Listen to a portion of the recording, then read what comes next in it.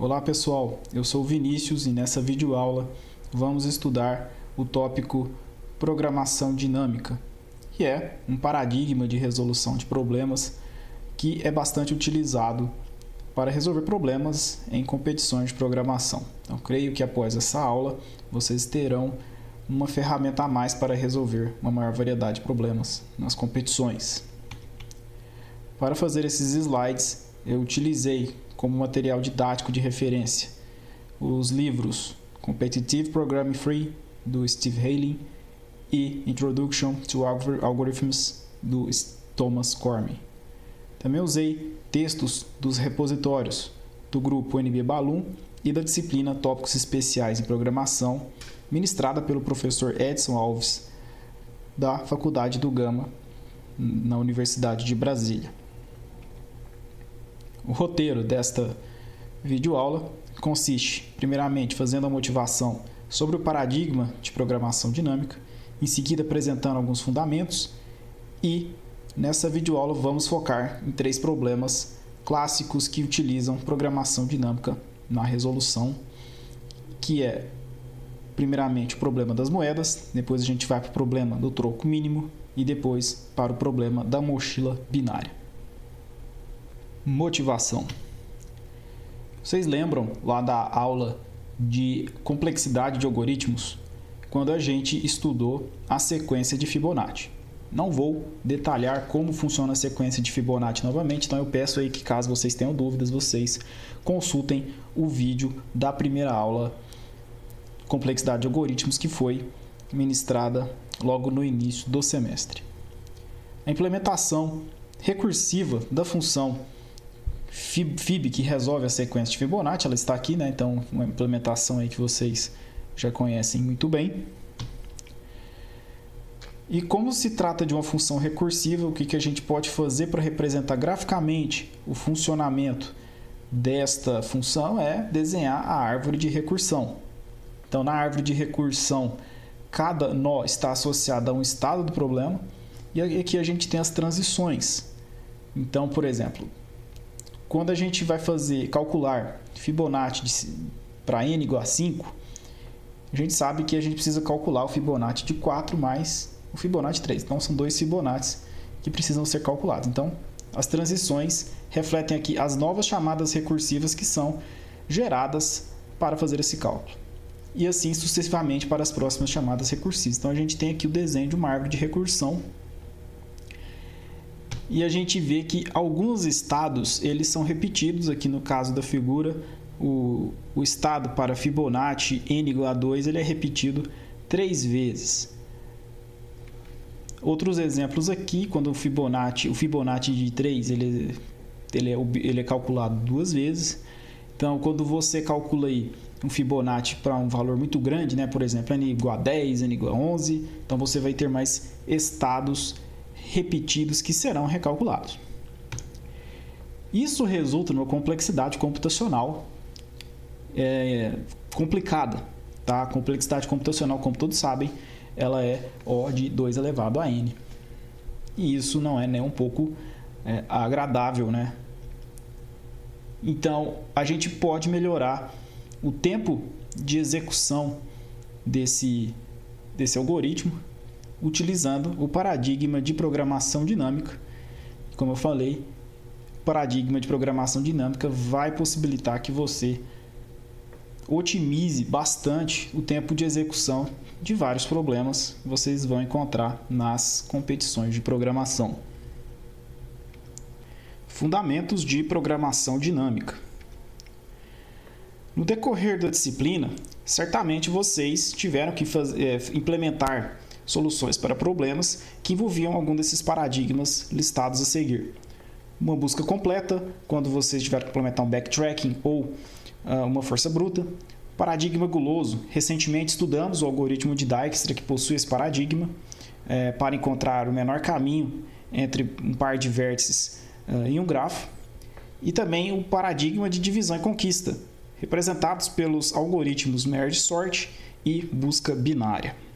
A programação dinâmica é um paradigma de solução de problemas que vai combinar características de outros paradigmas. No caso do paradigma guloso, Se o problema tiver uma subestrutura ótima, além de você poder fazer a solução, uma solução gulosa, você pode fazer uma solução baseada em programação dinâmica. E também, quando você tem um problema e você divide esse problema em subproblemas menores, você tem que combiná-los, que é algo que ocorre em algoritmos por divisão e conquista, mas na programação dinâmica, você também tem que dividir o problema em subproblemas e aí tem que combinar esses problemas, que a etapa de fusão da divisão e conquista vai ser muito útil nesse sentido. E também temos a estratégia de busca completa, em que nós temos que analisar todas as possibilidades possíveis de solução, combinando-se os dados da entrada. Então, esses 3 paradigmas aí são importantes para o entendimento do paradigma de programação dinâmica. O que diferencia a programação dinâmica dos demais paradigmas é o uso da técnica de memorização, em que a gente, ao encontrar a solução de um subproblema, essa solução ela é armazenada em uma estrutura de dados, geralmente uma tabela simples. Então, que cada posição dessa tabela ela representa um estado, e aí essa posição também armazena a solução do subproblema, representado por esse estado específico. A gente ganha com isso no fato de que não vai ser preciso recalcular a solução de um subproblema, porque é muito comum na busca completa, como a gente viu lá em Fibonacci, em que um estado ele é revisitado várias vezes, e o que acontece na solução normal? A gente tem o recálculo de soluções. Então, a gente vai, com essa técnica de memorização, evitar o recálculo de soluções.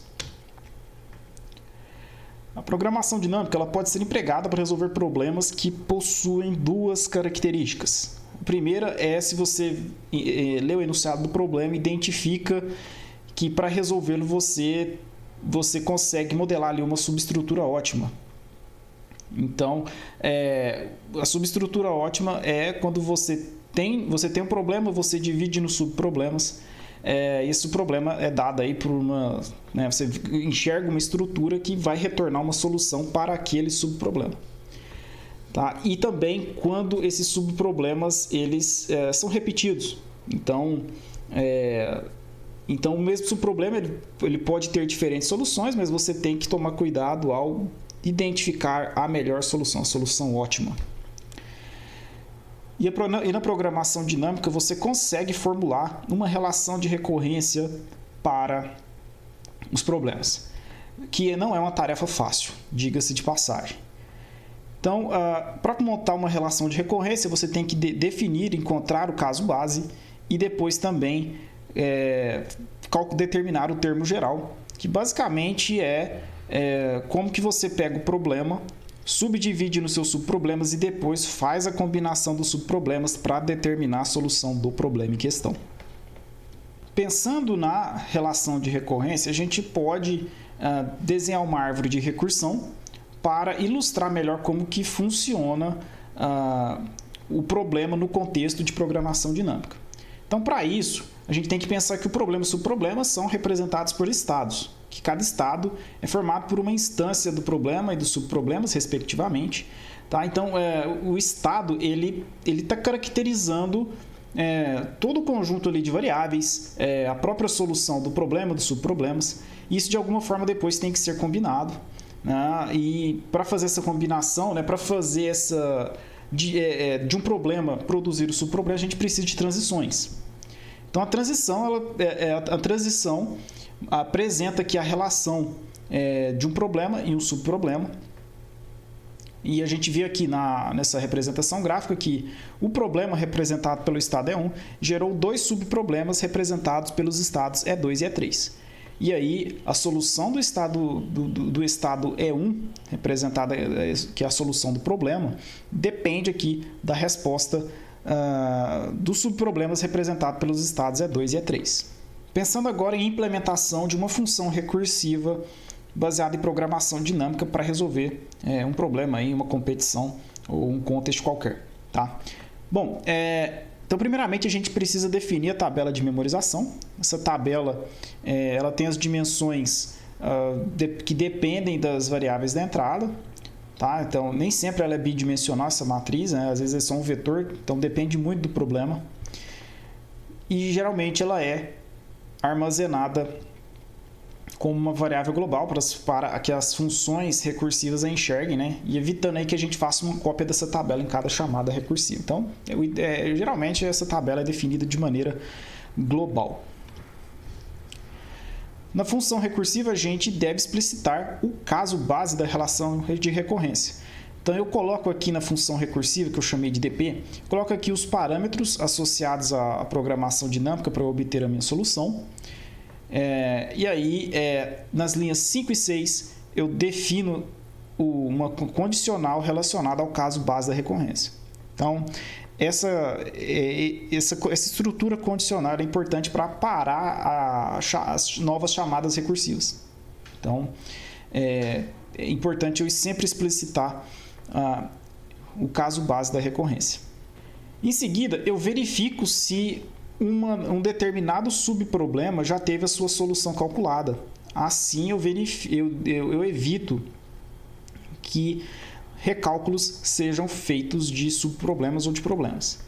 Então, no caso aqui, eu tenho essa função aqui para os parâmetros arg1 e arg2. Então, esses parâmetros aqui definem um subproblema e também, né, esse subproblema está associado a um estado. E eu verifico se para essa configuração de parâmetros, para esse estado, já existe uma solução. Se já existe uma solução, eu retorno o valor dessa solução, né, para as chamadas, para as funções que chamaram essa instância do problema. Se não, eu vou calcular a solução pela primeira vez, como vamos ver a seguir. Bom, aqui está então o código relacionado ao caso geral da recorrência. Né? É meio difícil a gente ter uma estrutura de como fazer determinar o termo geral da recorrência aqui em código-fonte, mas basicamente você tem que definir como quebrar um problema em subproblemas e assim como depois você tem que combinar as soluções dos subproblemas para compor a solução do problema. Isso está armazenado aqui na variável resposta. Então, na variável resposta, você armazena aí a solução combinada das soluções dos subproblemas na tabela e retorna aqui a resposta, tá? Que ela vai ser redirecionada, vai ser retornada para a função que chamou essa instância específica aqui do problema, dada pelas variáveis arg1 e arg2. Então, essa é a estrutura geral de uma função recursiva baseada em programação dinâmica. Então, aqui, né, já está demonstrado aqui de maneira mais reduzida.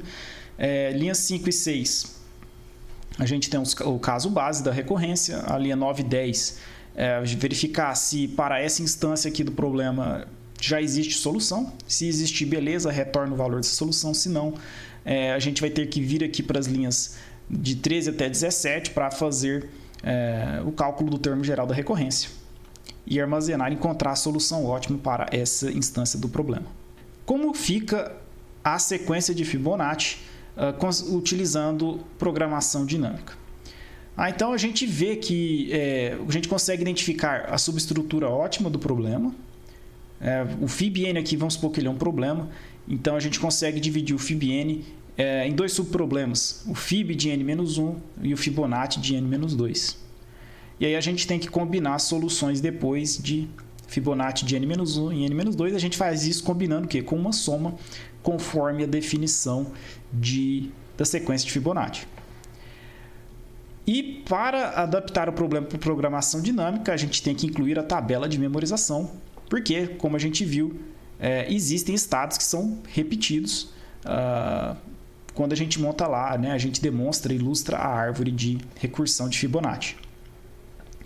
Então, o algoritmo aqui utilizando programação dinâmica fica assim, né? A diferença é que a gente tem aqui nas linhas 11 e 12, a inclusão aqui da verificação na nossa tabela de memorização, se já calculamos o Fibonacci aqui de um número n, se a gente já calculou, a gente retorna ele, se não calculou, a gente calcula ele a primeira vez. Tá? E o Fibonacci aqui, né, aqui está a subestrutura, o subproblema relacionado ao n-1 e o subproblema do Fibonacci n relacionado a n-2. Então, isso aqui, o mais aqui faz a combinação dessas soluções e armazena na tabela, e a gente retorna simplesmente a posição n da tabela como a solução de Fibonacci de n para n. Na função principal, essa função aqui na linha 19 menos 7 já faz a inicialização da tabela para valores menos 1, indicando que não tem, o menos 1 indica que não existe solução calculada para uma determinada posição dessa tabela. Obviamente que faltou, não está completa essa função main, mas tem que fazer a leitura lá do n, fazer a chamada da função de Fibonacci. E aí a gente vai ter nessa implementação baseada em programação dinâmica, que pegando aquela árvore de recursão, o Fibonacci 2 ele é calculado a primeira vez aqui. Então, nesse primeiro cálculo, a implementação de programação dinâmica já armazena o Fibonacci 2 na tabela. E nessas outras duas chamadas aqui, apenas o valor na tabela é consultado, então não é feito nenhum recálculo. Bom, então qual que é a complexidade da sequência de Fibonacci nessa implementação? Então, a gente só faz o cálculo da solução de um problema apenas uma vez. As outras chamadas dessa mesma instância ocorre apenas a consulta na tabela, como a gente viu aqui. Aqui em vermelho é feito o primeiro cálculo a primeira vez, e aqui depois, nessas em azul, é apenas feita uma consulta na tabela. Portanto, a complexidade computacional da sequência de Fibonacci, na versão de programação dinâmica, é O de n, que é um ganho expressivo em relação à versão recursiva sem programação dinâmica, que era O de 2 elevado a n. Vamos estudar agora 3 problemas que são clássicos no tópico de programação dinâmica. O primeiro deles é o problema das moedas. No problema das moedas, nós temos n moedas enfileiradas e representadas por inteiros de 1 a n, em que VI é o valor da iésima moeda. A gente deve escolher as moedas de forma a obter o valor máximo possível, considerando a seguinte restrição: não podemos pegar moedas adjacentes. Isso significa que se a gente pega uma moeda que está na posição I, a gente não pode pegar a moeda que está na posição I mais 1 e nem ter pegado a moeda que estava na posição I menos 1. É o caso, por exemplo, desse conjunto de moedas que eu tenho. Se eu pego, por exemplo, a moeda 100, eu não posso pegar a moeda 90 porque ela é adjacente à moeda 100, mas eu posso pegar a moeda 10. Aí, se eu pego a moeda 10, eu não posso ter pegado nem a 90, nem a moeda 40, mas eu posso pegar a moeda 20. Então, nessa combinação aqui de pegar as moedas e não pegar, eu obtenho um valor acumulado aqui de valores de moedas de 130. Mas a gente vai ver que esse não é o valor máximo. Nessa outra possibilidade, eu peguei a moeda de valor 100, aí eu não peguei a moeda de valor 90 devido à restrição do problema, e por opção eu não peguei a moeda 10. Eu tenho o direito também de não pegar a moeda 10, porque eu não sou obrigado a pegar as moedas não adjacentes. Mas aí eu peguei a moeda 40. Se eu peguei a moeda 40, eu não poderia ter pegado a moeda 10 e nem a moeda 20. Então, nesse caso, eu já termino a análise aqui e o valor da soma das moedas que eu peguei deu 140. Então, isso é maior do que 130 quando eu peguei 3 moedas. Na possibilidade 3, eu peguei a moeda 100, e não peguei a moeda 90, nem a 10, nem a 40, mas peguei a moeda 20, perfeitamente plausível, mas o valor que eu obtive foi 120, que é menor do que o valor de 140, que foi o maior que eu obtive até o momento. Aqui está outra combinação, não necessariamente preciso pegar a primeira moeda sempre. Aqui no caso eu peguei, por exemplo, a moeda 2, aí eu não peguei a moeda 1 nem a moeda 3, porque elas são adjacentes. Aí por opção eu não peguei a moeda 4, aí depois eu peguei a moeda 5 porque eu não peguei a moeda 4. Como resolver o problema das moedas? Vocês viram aí que eu tenho que testar todas as possibilidades, algo que é relacionado aí à força bruta. Então vou fazer uma função recursiva e aí vou tentar determinar o valor, determinar o valor máximo que eu consigo obter com as moedas que eu pegar. Então na primeira abordagem eu vou pegar cada moeda aí, começo da primeira, aí vou passando aí para as próximas moedas, respeitando as restrições e problemas, Então, ou seja, eu posso pegar as moedas ou não, depois de ter escolhido a moeda aí. Aí eu vou repetindo isso, começando pelas outras moedas, pela 2, pela moeda 3 e assim por diante. E aí eu identifico qual dessas combinações que me dá o valor máximo. E assim, a hora que eu termino de analisar as moedas, eu tenho que parar o processo de força bruta. Então, isso daqui já é um indício de que eu tenho um caso base relacionado a esse fato aqui. Bom, então, pensando na relação de recorrência, eu posso formular a seguinte ideia aqui. Eu quero determinar o maior valor de moedas, considerando só pegar as moedas do índice e em diante. Então, assumindo que temos N moedas no total, eu vou criar um vetor moedas para armazenar os valores das moedas e assim podemos já elaborar uma relação de recorrência. Então, sejam essas moedas aqui. Tá? Antes de elaborar a relação de recorrência, é interessante demonstrar como que vai funcionar a solução recursiva que a gente vai fazer. Então, vamos criar aqui uma árvore de recursão. Então, a gente tem que definir o que é um estado nessa árvore de recursão e o estado vai ser o valor que a gente acumulou, a gente vem acumulando até o momento. Inicialmente, não temos, como a gente não pegou nenhuma moeda para analisar, não é pegar a moeda para compor a solução. A gente ainda não considerou nenhuma moeda em análise. Inicialmente, o valor acumulado é 0. Bom, agora sim, eu peguei a primeira moeda, tá? Para analisar. Então, eu posso pegar aqui a moeda 100 ou não pegar a moeda 100. Então, se eu pego a moeda 100, eu fico com o valor acumulado igual a 100. Se eu não pego a moeda 100, eu fico com o valor igual a 0. Analisando agora a segunda moeda. E também levando em consideração que eu já analisei a primeira moeda e eu posso ter pegado a primeira moeda ou não. Nesse caso aqui, já tendo a segunda moeda disponível para análise, analisando esse caso aqui, eu peguei a moeda 100, aí eu não posso pegar a moeda 90, que é adjacente à moeda 100. Então, nesse caso, eu não pego a moeda 90 e eu fico com o valor igual a 100. Agora, nesse outro caso em que eu não peguei a moeda 100, eu fiquei com o valor acumulado de 0, eu posso pegar a moeda 90 e também posso, por opção minha, não pegar a moeda 90. Se eu pego a moeda 90, eu fico com o valor acumulado igual a 90 e eu também posso ter a opção de não ficar com nenhum valor acumulado. Passando para a próxima moeda em análise, a moeda de valor 10. Eu posso pegar, quando eu tinha aqui o valor igual a 100, eu posso pegar a moeda de valor 10, ficando com o valor 110. E eu também posso ter a opção de não pegar a moeda de valor 10. Lembrando que eu não peguei a moeda de valor 90, tá? Então, essas duas opções são possíveis. A moeda 10 não é adjacente à moeda 100, mas é adjacente à moeda 90. Analisando outro caso aqui em que eu não peguei a moeda 100, peguei a moeda 90.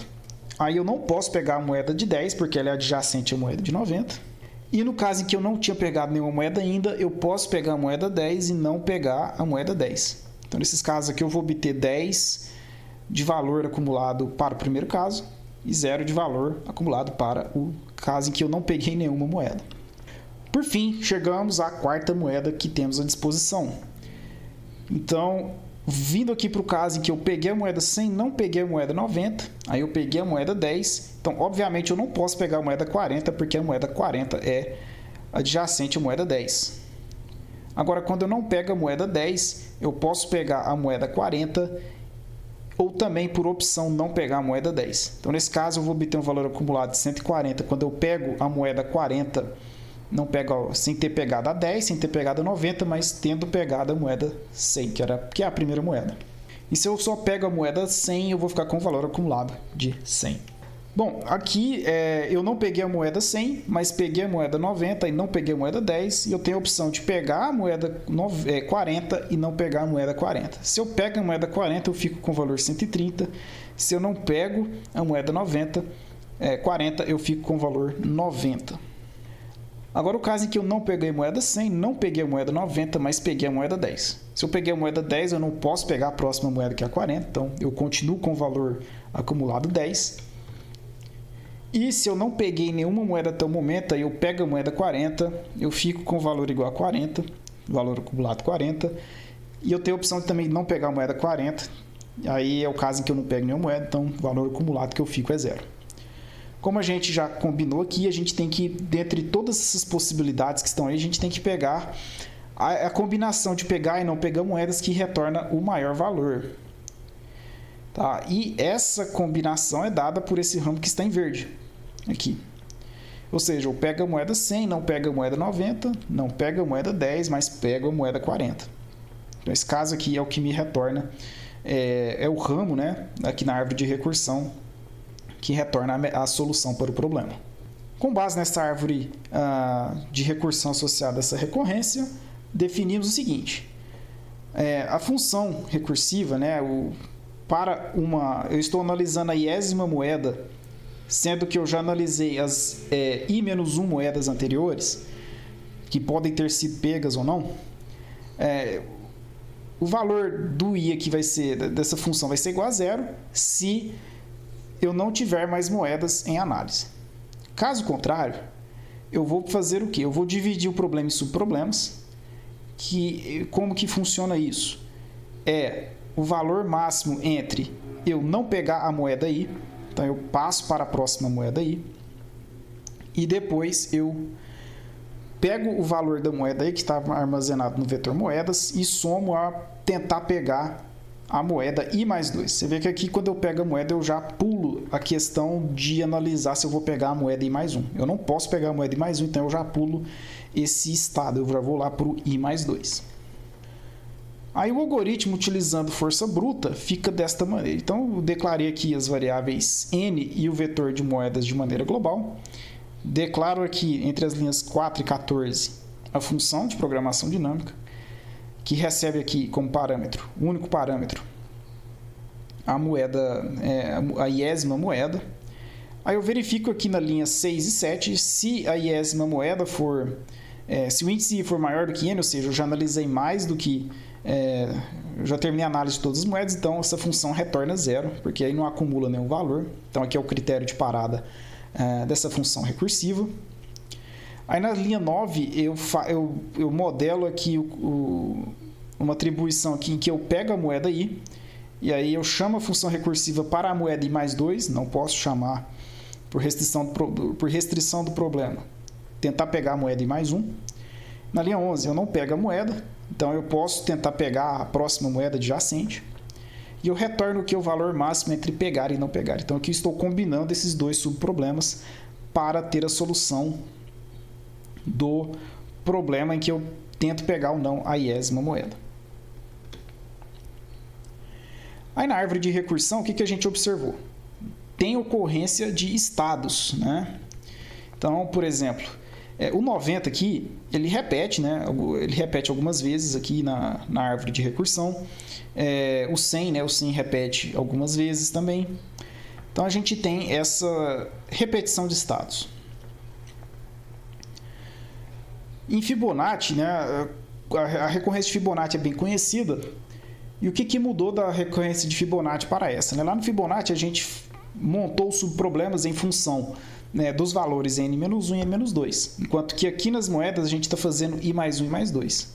Então o Fibonacci a gente montou ele de maneira top-down. É uma abordagem top-down de você ir montando a sua recorrência. E aqui a gente está fazendo de maneira bottom-up, né? A gente vai da primeira moeda e chega até a moeda n. Então, é dessa maneira que é feita a análise das moedas. Complexidade computacional da solução por força bruta é O de 2 elevado a n. Então, a gente pode melhorar isso? Pode melhorar isso.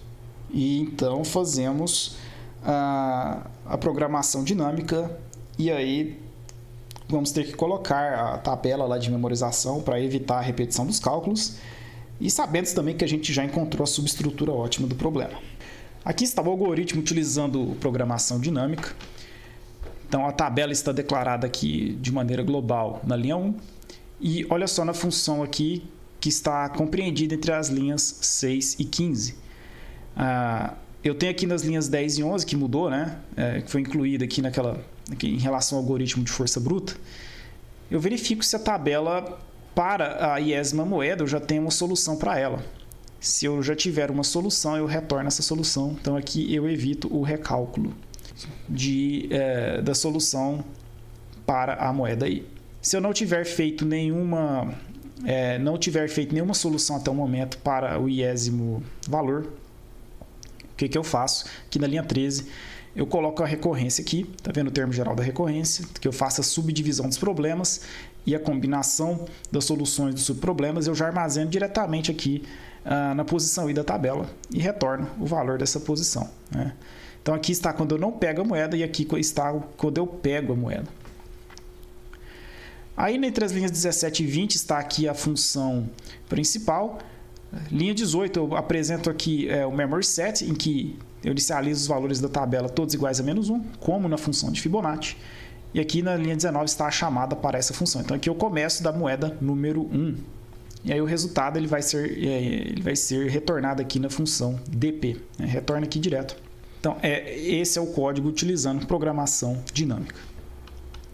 A complexidade do problema das moedas ela é calculada no fato de que a gente está testando todas as possibilidades, mas que cada problema, né, que está associado a uma dessas possibilidades, ele é calculado um número constante de vezes. Ou seja, ele é acessado, então esse problema ele é subdividido em dois subproblemas, e após a combinação, então você tem a solução desse problema e, consequentemente, o armazenamento desse valor na tabela. Então, isso é algo constante. Aí a gente tem que fazer isso N vezes. Tá? Então, por isso que a complexidade computacional ela é O de N. E se a gente pode pensar também que, no pior caso, essa tabela ela é preenchida uma única vez, né? Para cada índice. Então, aí está a complexidade computacional, tanto no tempo quanto no espaço de memória. O segundo problema que vamos estudar é o problema do troco mínimo. O problema estabelece que existe um conjunto de N valores de moedas e que existem infinitas moedas de cada valor.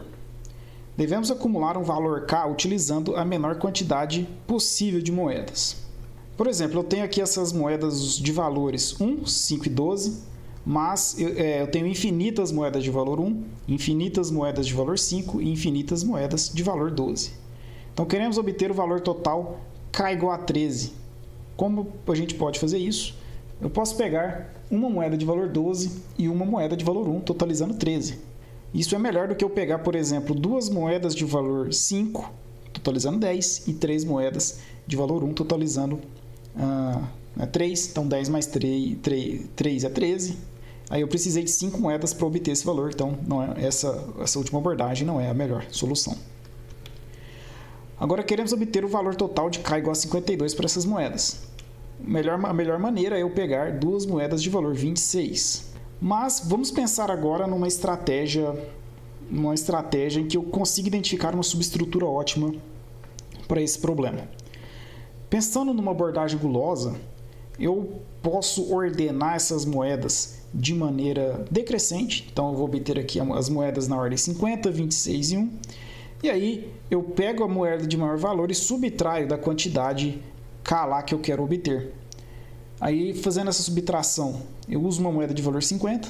Aí, eu vou obter lá um valor restante de 2 ainda para descontar com essas moedas restantes, né? A moeda de 26 eu não consigo fazer essa subtração.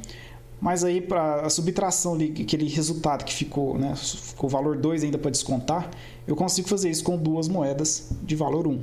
Com isso, eu tenho que utilizar 3 moedas. 2 moedas de valor 1 e uma moeda de valor 50. E isso não é melhor do que eu pegar apenas 2 moedas de valor 26.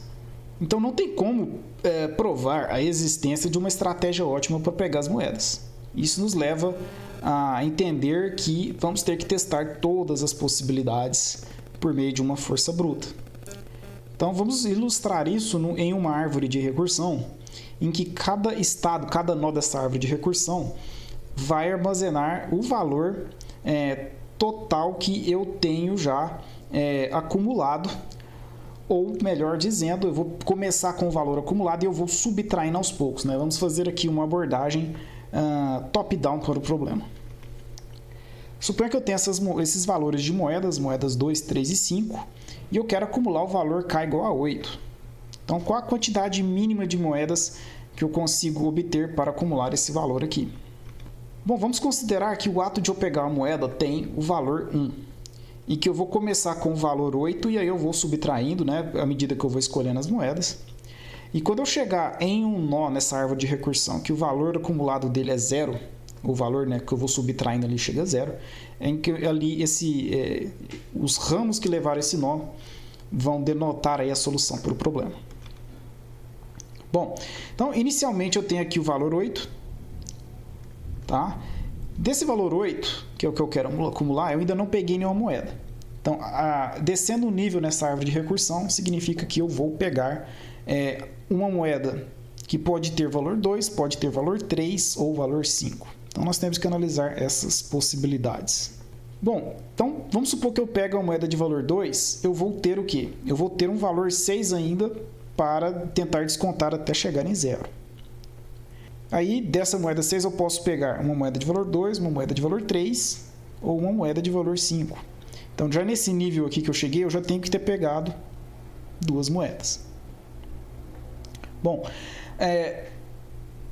e aí eu desço mais um nível, tá? E aí eu chego numa situação em que, bom, com 3 moedas que eu pego aqui, né? Moeda 2, outra moeda 2, eu pego 2 moedas de valor 2 e aqui eu posso pegar outra moeda de valor 2, ou uma moeda de valor 3, ou uma moeda de valor 5. A moeda de valor 5 eu não posso pegar porque aí eu vou exceder o valor acumulado, ou seja, eu vou obter um valor menos 1 aqui. Tá? Lembrando que essa é uma abordagem top-down, eu começo do valor acumulado 8 e vou tentar chegar em 0. Agora, nessa outra possibilidade, em que eu pego a moeda de valor 2, aí depois eu pego uma moeda de valor 3, e aí eu pego outra moeda de valor 3, eu chego aqui na solução para o problema, que é 0. Aqui eu precisei de 3 moedas.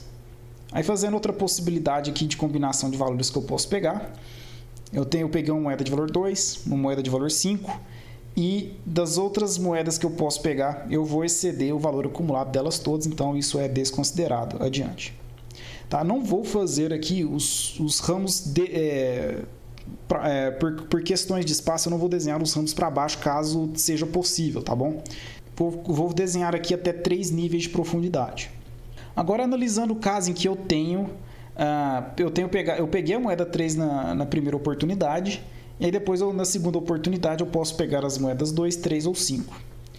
Vejam que eu posso, da maneira que a recursividade ocorre, eu posso pegar aqui as moedas, depois que eu peguei a moeda 2, eu posso pegar as moedas 2, 3 ou 5, né? E vejam bem aqui, quando eu pego a moeda 3 como terceira opção, eu peguei a moeda 3, depois a 2, depois a 3 de novo, eu novamente obtenho a solução para o problema, mas também usando 3 moedas. E quando eu pego a moeda 3, depois eu pego a moeda 3, depois eu pego a moeda 2, eu também chego aqui na solução do problema. Mas quando olha só que interessante, eu pego a moeda 3, depois pego a moeda 5, eu chego na solução do problema. Mas vejam bem que aqui eu peguei 2 moedas, enquanto que nas outras abordagens aqui, tanto nesses ramos aqui, quanto naquele ramo que estava aqui, que não está mais aqui, eu também cheguei na solução, mas com 3 moedas. E por fim, aqui eu tenho outro caso em que, quando eu pego a moeda 5 primeiro e depois a moeda 3, eu também chego na solução com 2 moedas. Então, tem 2 casos aqui que eu obtenho 2 moedas para chegar ao valor K igual a 8. E tenho soluções aqui com 3 moedas, mas a solução correta e esperada que a quantidade mínima possível de moedas é igual a 2 para esse caso, como mostra essa árvore de recursão. Com a estratégia por força bruta, a gente viu que a gente encontrou diversas soluções, mas a solução que a gente quer é encontrar aquela com a menor quantidade de moedas utilizadas, ou que os ramos de menor profundidade naquela árvore de recursão. Então, suponha que em um determinado momento a gente acumulou um valor L, e aí a gente vai decidir se a gente utiliza uma moeda I de valor VI para completar o valor K. Então, a gente tem essas 2 decisões para tomar. A gente pega a moeda I ou não pega a moeda I. E nós também podemos incluir a moeda I somente se o valor dela, com o valor acumulado, não excede o valor K, que era o caso o caso daqueles nós em vermelhos que a gente mostrou na árvore de recursão. Então, aqui temos informações suficientes para formular a relação de recorrência. Bom, então podemos aqui formular a recorrência considerando um determinado estado L do problema do troco mínimo, em que o L é o valor acumulado em um determinado momento. Se o L for 0, então a função aqui de programação dinâmica para o problema retorna 0. Então, aqui é o caso base dessa relação de recorrência. Agora, se o L for maior do que 0, então ainda tem um valor acumulado a ser subtraído por valores de moedas, Então, eu vou ter que calcular aqui o valor mínimo para cada I em que o valor da moeda de I for menor ou igual a esse valor restante acumulado que eu tenho para subtrair. Então, é o mínimo de cada um dessas escolhas que eu vou fazer, mais um aqui que é o custo de eu pegar a moeda aí, é um custo unitário. A resolução por força bruta, ela ocorre desta maneira aqui, então. Então, eu tenho os variáveis N e o vetor de valores dessas moedas, aquele vetorzinho V, né? E entre as linhas 4 e 16, eu tenho a definição da função recursiva que implementa aí o problema do troco mínimo. Nas linhas 6 e 7, eu tenho o caso base da relação de recorrência. Na linha 9, eu tenho esse melhor aqui, que é igual a 1e elevado a nona. Então, vamos dar uma ideia do porquê que esse valor foi colocado aqui. Tá? Entre as linhas 11 e 14, eu vou pegar aqui para cada uma das N moedas, eu verifico se o valor dela é menor ou igual ao valor Kzinho aqui que eu tenho, é o valor acumulado, seria o L lá da recorrência.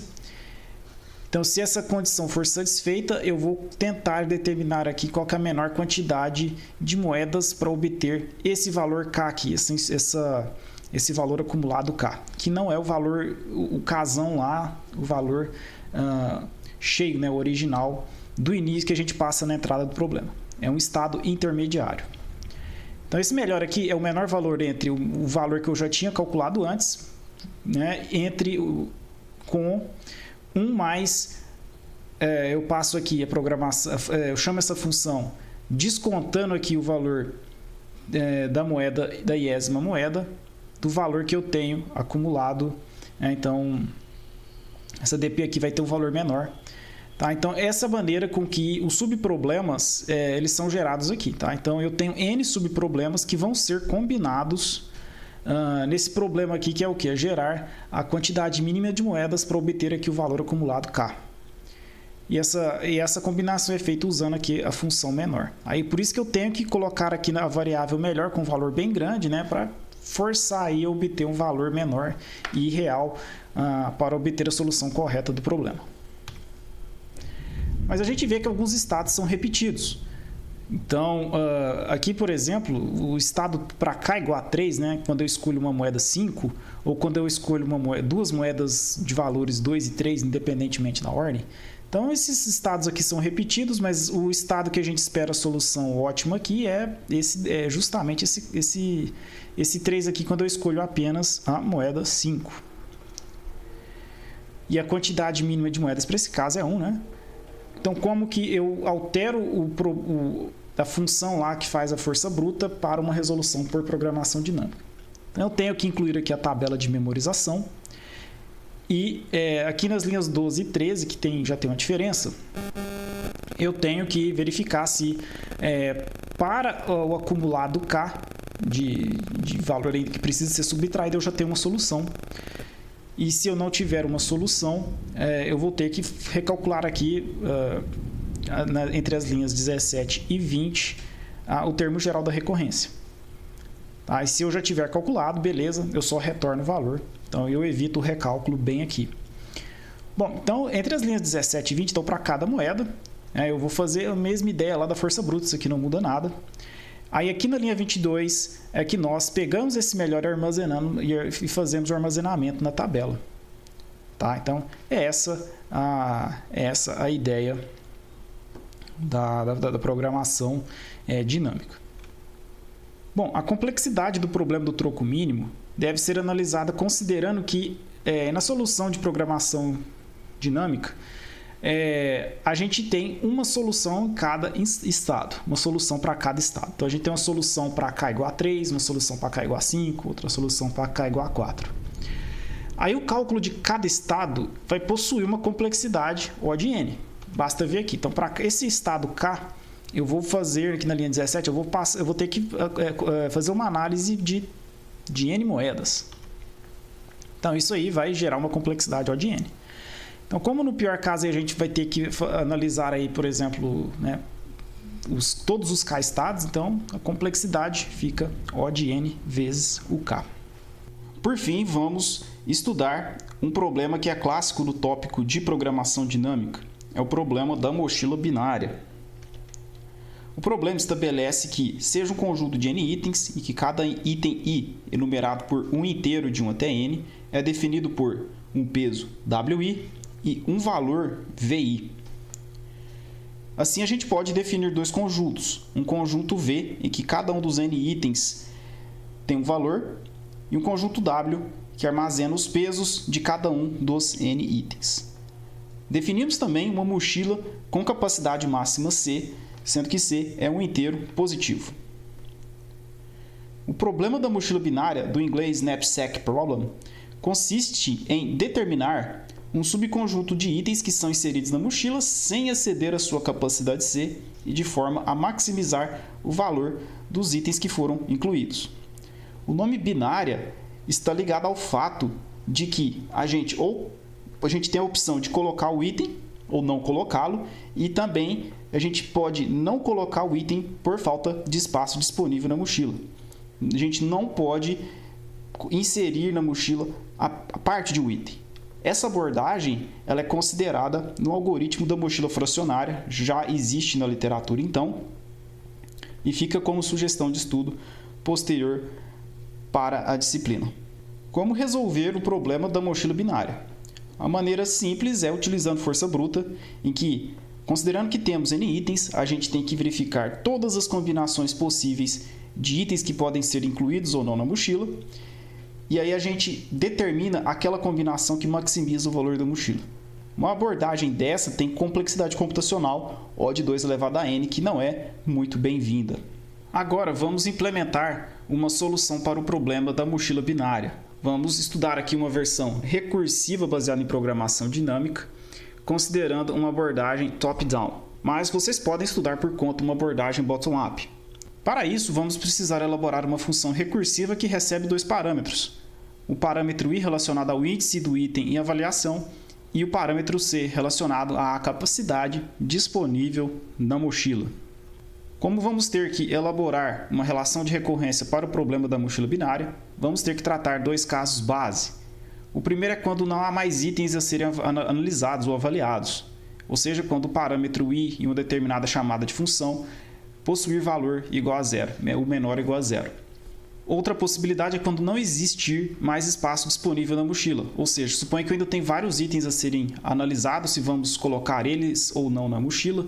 Se todos esses itens tiverem um peso maior do que o espaço disponível na mochila, então não vamos conseguir inserir nenhum deles. Então, esses dois casos base juntos, eles vão parar a geração de novas chamadas recursivas relacionadas ao problema da mochila. Ainda pensando na relação de recorrência, nós vamos ilustrar também a árvore de recursão para demonstrar o funcionamento do problema da mochila binária. Um estado vai representar o valor da mochila após i itens serem avaliados e também a mochila que ela vai estar com a capacidade C. Então, isso significa que após eu inserir n itens, a mochila vai ter algum valor, tá? E esse valor está relacionado à capacidade C dela, não à capacidade total, mas à capacidade C, a capacidade do momento. Então, no momento com capacidade C, essa mochila vai ter um valor. A ideia é que o estado ele represente esse valor dos itens que estão incluídos na mochila nesse momento. Quais são as transições possíveis entre esses estados? Bom, então a gente pode pegar o item I e colocar ele na mochila se tiver espaço disponível, ou então não pegar o item I e aí a gente vai deixar o valor da mochila como estava com a mochila apresentando I-1 itens. Tá? Então a gente pode não pegar o item por opção, ou se o peso desse item ele for maior do que a capacidade disponível na mochila. Característica importante na programação dinâmica se refere à tabela de memorização. Nesse sentido, criamos aqui uma variável tab relacionada, considerando aqui os índices I e C. Essa posição ela vai armazenar o valor máximo da mochila após I itens serem considerados com capacidade C. Vamos agora elaborar uma relação de recorrência para o problema da mochila binária, em que um estado ele vai representar que eu estou colocando I itens na mochila e a mochila ela tem uma capacidade de espaço disponível C. Bom, então, o estado I e C ele vai ser igual a zero se o I for menor ou igual a zero, ou seja, eu não tenho mais itens a serem analisados para inclusão na mochila, ou se a capacidade de espaço disponível for menor ou igual a zero, ou seja, eu não tenho mais espaço na mochila. Então, esse valor é igual a zero, aqui está tratando o caso base da recorrência.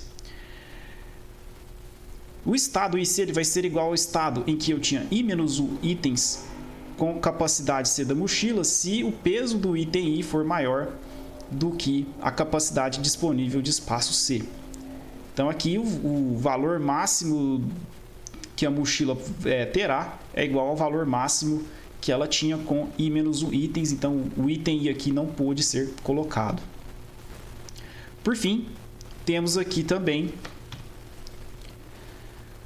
o termo geral da recorrência, que verifica o valor máximo entre qual que é o valor da mochila quando eu não coloco o item I ou quando eu coloco o item I dentro da mochila. Quando eu não coloco o item I dentro da mochila, então a gente só repete o valor da mochila quando eu tinha I menos 1 itens e o espaço da mochila permanece o espaço disponível C. E quando eu pego o item I, então eu tenho que, na próxima chamada, descontar o peso desse I na capacidade disponível da mochila e acrescentar aqui o valor VI na solução, ou seja, o valor do item I ele é acrescentado ao valor máximo da mochila para o estado IC. Agora vamos implementar essa solução recursiva do problema da mochila binária utilizando programação dinâmica. Primeiramente definimos as variáveis. Aqui na linha 7 temos a variável n relacionada à quantidade de itens em consideração para serem incluídos na mochila. As linhas 8 e 9, os vetores de peso e valores dos itens em consideração. E na linha 12, a tabela de memorização. Na função principal, inicialmente na linha 5, a gente faz a leitura da quantidade n de itens em consideração e a capacidade máxima da mochila. Entre as linhas 7 e 13, temos aqui a inicialização dos valores da tabela, todos iguais a menos 1, indicando que não existe uma solução calculada para cada posição I e J. Ainda na função main, fazemos aqui a leitura dos dados de entrada. Então, a gente tem que ler aqui n valores relacionados aos valores de cada um dos n itens que estão em consideração para serem incluídos na mochila. Lembrando, por exemplo, aqui na linha 5 eu coloquei aqui o valor 0 para fazer com que os itens sejam enumerados de 1 a n. Então, considerei esses índices aí para os itens. Entre as linhas 12 e 17, eu estou inserindo aqui, preenchendo o vetor de pesos relacionados aos pesos de cada um dos itens a serem incluídos ou não na mochila. E na linha 19, aqui está a primeira chamada da função recursiva, em que eu passo aqui os valores NC. Lembra, o valor N aqui já mostra que a gente vai adotar uma abordagem top-down. Agora estamos aqui na função recursiva do problema da mochila. Então, a função recebe dois parâmetros I e C. Então, a gente vai tratar cada parte nessa função, cada parte da recorrência nessa função. Nas linhas 5 e 6, eu faço o tratamento dos casos base. Nas linhas 8 e 9, eu verifico se existe já uma solução calculada para esse estado aqui representado pelos valores I e C. Se existir uma solução, eu retorno o valor dessa solução para evitar o recálculo. Se não, eu vou continuar aqui nas linhas seguintes e que eu analiso se eu vou pegar o item ou não vou pegar o item para ser colocado na mochila. Então, na linha 5, eu coloco aqui o pegar um valor bem pequeno, né? E eu verifico se o peso do item I ele for menor ou igual à capacidade disponível C, então eu posso pegar o item. Tá? Então, eu faço a chamada aqui para tentar pegar o item. E eu também posso não pegar o item, ou por opção, ou se não tiver um peso disponível. Eu vou ter que pegar aqui o valor máximo entre pegar o item e não pegar o item. E o valor máximo é armazenado no índice I e C dessa tabela, e eu retorno o valor do índice I e C na tabela. Qual que é a complexidade dessa solução? Tá? No pior caso, suponha aí que os pesos de cada um dos itens sejam iguais a 1. Então, você tem aqui um conjunto V, todos os valores aqui dos itens são iguais a 1 e o vetor W também, os pesos são todos iguais a 1. Nessa situação, cada posição da tabela IC ela vai ser preenchida, tá? Então você vai ter que passar posição por posição dessa tabela, porque a capacidade ela vai diminuindo de 1 em 1. E os índices, né, esse índice I ele vai aumentando ou diminuindo, dependendo da abordagem top-down, bottom-up, né? Esse I aqui ele vai diminuindo de 1 em 1 também. Então isso faz com que os itens e as capacidades eles vão diminuindo de 1 em 1. Então você vai caminhar por essa tabela posição por posição, linha por linha, coluna por coluna. Isso vai resultar em N vezes C chamadas recursivas e passadas nessa tabela também. Por isso a complexidade computacional do problema da mochila é O de N vezes C, tempo e no espaço de memória. Agora nós vamos apresentar uma implementação iterativa, também usando programação dinâmica para o problema da mochila binária. Como agora a gente não pode mais pensar em funções, tá? Não vamos pensar assim, não pode pensar que a gente vai ficar chamando funções. A gente simplifica essa ideia para preencher a tabela diretamente utilizando ali 2 fors aninhados. Porque é uma solução, uma implementação iterativa. Tudo aqui vai ficar, os resultados das soluções ficam armazenados diretamente na tabela. Então, um estado do problema aí para itens em análise e capacidade disponível C, isso aqui fica representado diretamente aqui na variável da tabela. A única mudança aqui que tem em relação à recorrência da versão recursiva. Então a gente só troca aqui, né, o nome da função recursiva que a gente fez pelo nome da tabela. Não muda essa ideia. Eu tenho aqui a representação gráfica dessa tabela, como que ela fica. O caso em análise vai ser quando eu tenho uma capacidade máxima da mochila igual a 8 e 4 itens em consideração. O vetor de valores é esse daqui. Então, o item 1 tem valor 2, o item 2 valor 4, né, e assim sucessivamente. Então, eu tenho essa representação nessa coluna aqui do vetor de valores. Então, essa coluna aqui na tabela, eu coloquei aqui só para facilitar a análise. Tá? A tabela mesmo ela é dada por essa região aqui, ó, que você tem 0, 1, 2, 3 até o 8 e essas linhas aqui de 0 até 4. Tá? Então, essa parte aqui ela é só para auxiliar aqui na demonstração de como funciona a versão iterativa do problema da mochila. Na primeira linha aqui significa que eu não tenho itens em consideração. Então, para qualquer capacidade aqui relacionada à coluna, o valor que eu vou ter na mochila é 0, tá bom? O valor na mochila aqui que eu vou ter é 0. Agora, quando eu tenho o primeiro item, então o primeiro item aqui ele tem valor 2 e peso 2. Então, agora a gente vai analisar para o primeiro item, ou um item por enquanto, para cada capacidade, qual o valor máximo que conseguimos armazenar na mochila. Quando a capacidade da mochila é 1, eu não consigo colocar o item 1 que tem peso 2. Então, o valor máximo armazenado é igual a 0. Quando a capacidade da mochila é 2, a gente consegue colocar o item 1. Então, o valor máximo que a gente obtém aqui, né, é 2. Então, esse 2 é copiado aqui para o valor máximo da mochila, para a capacidade máxima da mochila, aí, que o peso é 2, então obtém o valor máximo 2. Como eu só tenho o item em consideração e a capacidade da mochila vai aumentar, eu vou copiar aqui, né, o valor máximo que eu vou conseguir na mochila, porque eu só tenho o item em consideração. Tá? E é só um item, ele não é uma quantidade infinita de itens, tá? É só um item. Então, para a capacidade 8 da mochila, considerando apenas um item, eu vou ter aqui um valor máximo 2. Analisando agora a inclusão do item 2. Então, quando eu faço a inclusão do item, eu faço a avaliação do item 2, eu estou levando em consideração que já fizemos a análise do item 1. Então, quando eu faço a análise do item 2, se ele vai ser incluído ou não, essa análise ela já vai considerar que o item 1 pode estar na mochila ou não. Então, né, aqui eu vou repetir, porque para a capacidade 1 eu não vou conseguir incluir nem o item 1 e nem o item 2. Para a capacidade da mochila igual a 2, eu vou conseguir incluir somente o item 1. Então, o que acontece? Eu vou repetir o estado de quando eu tinha i-1 itens, né? Apenas o item 1. Então, essa linha aqui é passada para cá. Quando a capacidade da mochila é 3, eu já consigo incluir o item 3. Mas eu não consigo incluir os dois itens juntos, porque eu vou passar aí, eu vou exceder o espaço disponível da mochila. Então, eu só posso incluir o item 3 ou o item 2. Mas o item 3, ele me retorna o maior valor da mochila Então, fica aqui, para a mochila de capacidade 3, o valor máximo igual a 4.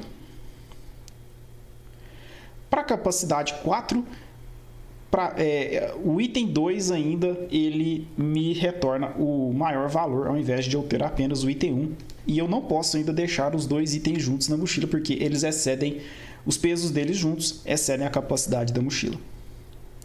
Para a capacidade 5, eu já consigo incluir os dois itens. E aí o valor máximo que eu vou ter na mochila é igual a 6. Então, aqui o valor do item 1 que é 2, o valor do item 2 que é 4. Então, somados aqui, a mochila fica com o valor 6. Aí, obviamente, para capacidades maiores, o valor obtido é o mesmo para a capacidade, sendo igual a 5. Então, eu repito aqui só por questão de conveniência. Agora, agora a gente considera aqui o item 3. Então, lembrando que o item 3 está em análise, mas eu vou considerar a inclusão dele na mochila ou não, sabendo que os itens 1 e 2 podem também estar na mochila ou não.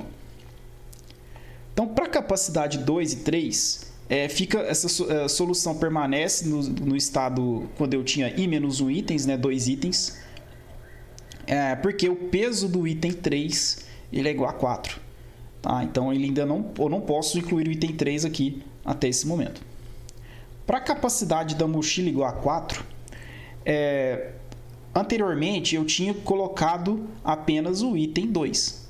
Mas, para a capacidade da mochila igual a 4, eu consigo colocar o item 3 e o item 3 me fornece o maior valor, que é 5. Então, aqui eu fiz essa alteração aqui do valor máximo da mochila para a capacidade 4 como sendo 5. Agora, para a capacidade sendo 5, eu consigo colocar, da mesma maneira que no estado anterior, os itens 2 e 3. Eu não consigo combinar o item 3 nem com o item 1 e o item 2, porque se eu fizer essa combinação, eu vou exceder o peso da mochila. Então, a solução permanece como era no estado anterior para 2 itens. Para a capacidade 6 da mochila, eu verifico aqui que eu posso colocar os itens 1 e 3. Os itens 1 e 3, o peso deles somado é igual a 6, então beleza, cabe na mochila. E o valor deles é 2. O valor do item 1 é 2, o valor do item 3 é 5, então somados aqui 7, que é maior do que o valor dos itens 1 e 2 que estavam na mochila. Então, por isso aqui, esse é o valor dos itens 1 e 3 é maior do que o valor dos itens 1 e 2 na mochila para a capacidade 6. Para a capacidade 7, eu posso agora fazer outra combinação, que é os itens 2 e 3 na mochila. O peso deles combinado é 7, então consegue ficar dentro da mochila perfeitamente. E o valor deles é maior do que o valor que eu tinha quando apenas os itens 1 e 2 foram considerados. Tá? Então, o valor máximo da mochila aqui é 9. Então, os itens 2 e 3 possuem um valor maior do que os itens 1 e 2 juntos na mochila. Para a capacidade 8, eu não vou conseguir incluir todos os itens da mochila, porque o peso de todos os itens aqui combinado é igual a 9. Mas a capacidade da mochila é 8. Então, não tem como eu fazer essa consideração. Então, a solução aqui repete, capacidade 7 para 8. Finalmente, analisando agora o último item, mas sabendo que para analisar o item 4, eu já vou levar em consideração que os itens 1, 2 e 3 já podem estar ou não na mochila. Para as capacidades 2, 3 e 4, eu ainda não consigo incluir o item 4 na mochila, porque ele possui um peso 5, então eu vou considerar o peso dele apenas nas capacidades 5 e diante da mochila. Então, para a capacidade 5 da mochila, eu verifico que o valor do item 4 ele é maior do que o valor do item, quando eu tinha 3 itens, que era 6. 3 itens em consideração, o valor dele era 6. Então, o valor do item 4 sozinho é maior. Então, o valor do item 4 ele fica aqui como sendo a solução quando a capacidade da mochila é igual a 5. Tá? Lembrando que essa solução aqui para a capacidade 5 com 3 itens era a soma aí dos itens 1 e 2. Bom, para a capacidade sendo igual a 6, o valor do item 4 ele continua sendo maior do que as combinações que a gente tinha anteriormente, que era os itens 1 e 3. Então, o valor máximo da mochila aqui nesse caso ainda é 8. Bom, e para a capacidade sendo igual a 7, agora eu já posso combinar o elemento 4, o item 4, com o item 1, né? Apenas o item 1 da mochila. O peso deles somados conjuntamente aqui é igual a 7, e o valor dos dois combinados é 10. Então, 10 aqui é maior do que o valor quando eu tinha os itens 2 e 3 juntos aqui, né? Que era esse caso. Por fim, a mochila com capacidade 8, eu posso incluir os itens 2 e 4 na mochila. O peso deles combinado é 8 e o valor máximo e o valor combinado deles é 12. Então 12 é maior do que quando eu tinha os itens 2 e 3 juntos, que resultava em um valor máximo 9. Então, para a solução do problema, o valor que maximiza a capacidade de mochila 8 são os itens 2 e 4. O valor deles conjunto é 12. Então, preenchemos toda a tabela. Então, vocês conseguem ver que a resposta, né, para esse problema iterativo vai estar sempre na posição de capacidade máxima e quantidade máxima de itens considerada, que é o índice aqui 4 e 8, na posição 4 e 8 dessa tabela aqui. Tá? Então, a solução ela fica sempre aqui, basta a gente acessar essa solução, essa posição para imprimir a solução, né? Então vamos verificar como que se a gente consegue validar aquela recorrência que a gente fez para o problema iterativo para a solução iterativa do problema da mochila binária. Então a gente sabe que para o estado IC associado à posição IC dessa tabela, eu tenho o termo geral da recorrência, está aqui. Então vamos supor aqui para o índice 4 e 8, ou seja, para n igual a 4 e o C igual a 8. Então estou analisando todos os itens e a capacidade máxima da mochila. Então vamos ver como que fica a substituição nessa recorrência. Então,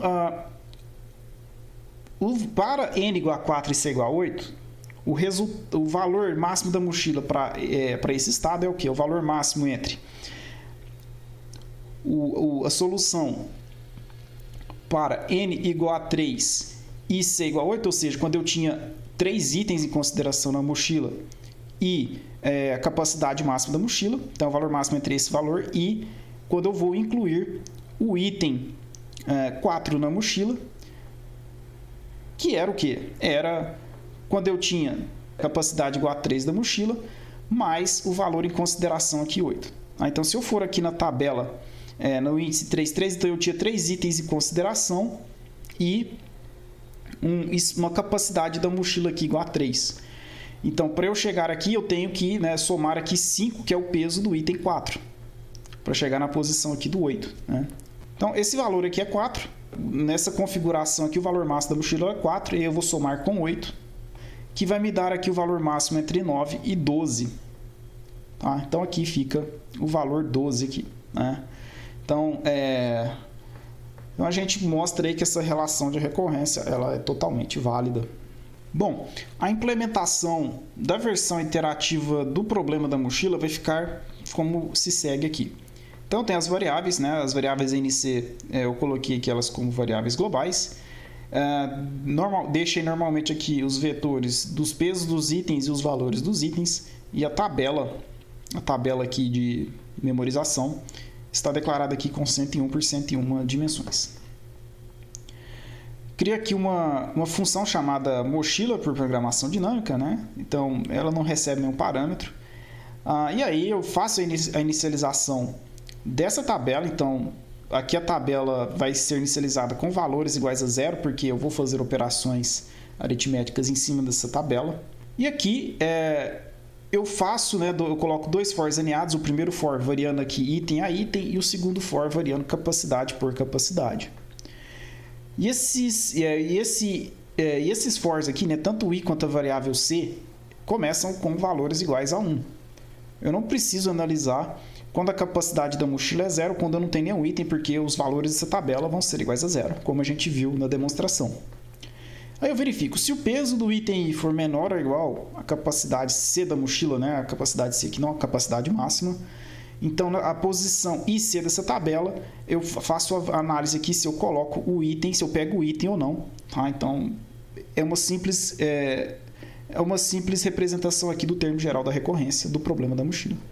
Se eu não coloco o item, eu apenas falo que o valor máximo da mochila, quando eu tenho I itens em avaliação e capacidade C, é igual quando eu tinha I menos U itens, também com a mesma capacidade. Aí eu retorno aqui na linha 20 a solução do problema, que vai estar na posição NC. Como vocês podem ver, a complexidade computacional da versão iterativa do problema da mochila é O de NC, no tempo e no espaço. Tá? É a mesma complexidade da versão recursiva, mas a ideia aqui é mostrar que a gente consegue sim fazer abordagens de programação dinâmica utilizando uma implementação iterativa. Bom, pessoal, então é esse o conteúdo de programação dinâmica. Eu agradeço a atenção de vocês, bons estudos e até a próxima.